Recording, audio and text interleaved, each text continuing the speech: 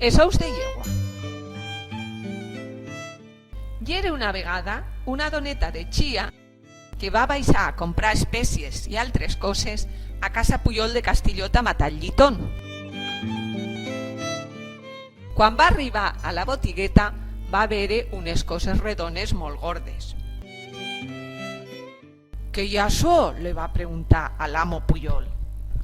Oh, són ous de llegua! «I no me'n podria vendre alguno?»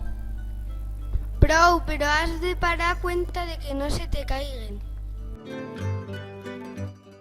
«I com faré a pagar-los? Ja mos apanyarem. Ja ho sé, els ous de llegua truca d'un cassolet de mel i un quartal de trigo. La dona va marxar més contenta que una xinxa portant els ous de llegua a una cabasseta dichos del braço.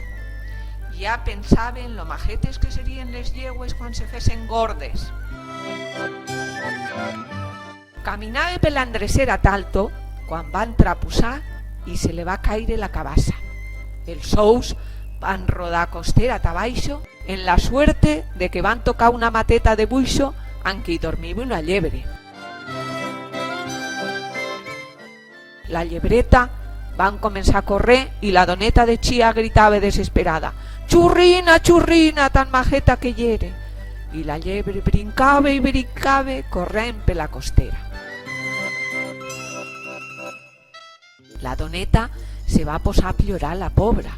Quan va arribar a casa ni ragonar podeva. Le va contar mal que ve a l'home lo que li havia passat. Però dona, Pujol te l'ha xugau, això són carbasses. Ja me pensaré bella cosa que us carmente per haver-te enganyau, le va dir el mariu. L'homenet va preparar un cazuelo de mel i el va acabar d'aplenar de viespres. Le va llevar a Pujol les dos coses, el quartal de trigo i la mel dan les viespres.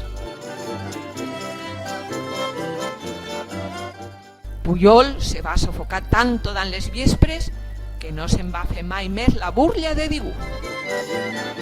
I cuento contao per la xuminera s'ha escapau.